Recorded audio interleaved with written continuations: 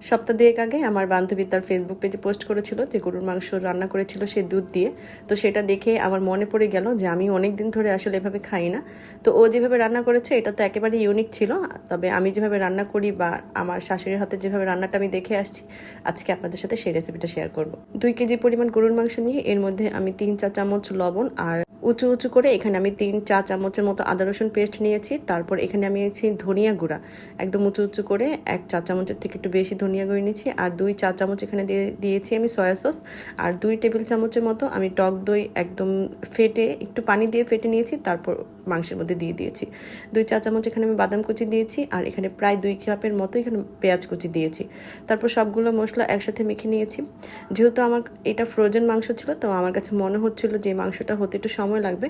আর যেহেতু ফ্রোজেন ছিল তাই আমি এখানে আরও 1 চা চামচ লাল মরিচের গুঁড়া আর আধা চা চামচ গরম মশলার গুঁড়া দিয়ে আবারও খুব ভালোভাবে মেখে প্রায় 15 মিনিটের মতো ম্যারিনেট করে রেখেছিলাম।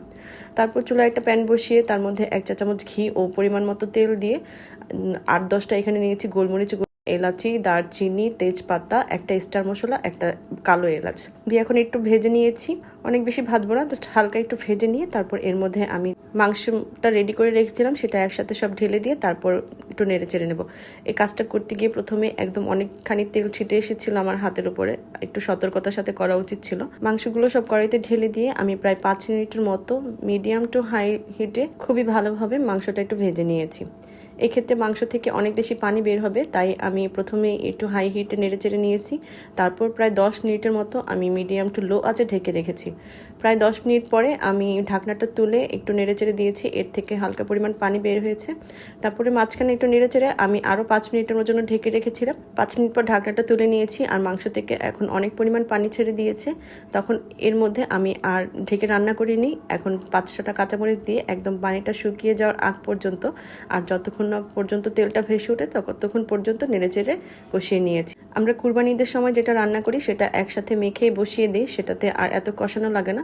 যেহেতু একদম তাজা মাংস থাকে তখন এটা অল্পতেই রান্না হয়ে যায় আর এটা থেকে যে পরিমাণ পানি ওঠে সেটা দিয়েই রান্না হয়ে যায়। যেহেতু এখন ফ্রোজেন মাংস রান্না করেছি তাই আমি অনেক বেশি কষিয়ে নিয়েছি।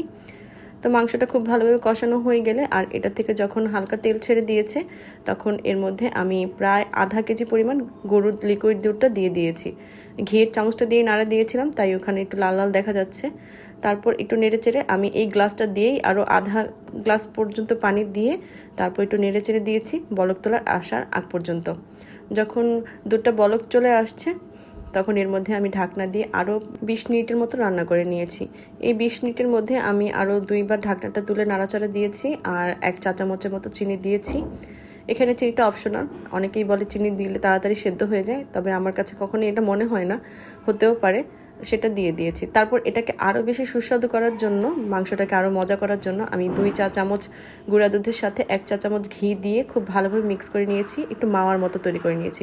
গরুর মাংসটা যখন একেবারে শেষের দিকে রান্না হয়ে এসেছে তখন আমি এই গুঁড়া দুধ আর ঘিয়ের মিশ্রণটা দিয়ে একটু নেড়েচেড়ে আরও 5 মিনিটের মতো মিডিয়াম আঁচে ঢেকে রেখেছিলাম। তারপর 5 মিনিট পর ঢাকনাটা তুলে আমি এর মধ্যে এখন কয়েকটা কাঁচামরিচ দিয়ে দিয়েছি। তারপর একদম লো আঁচে বসিয়ে রেখেছিলাম।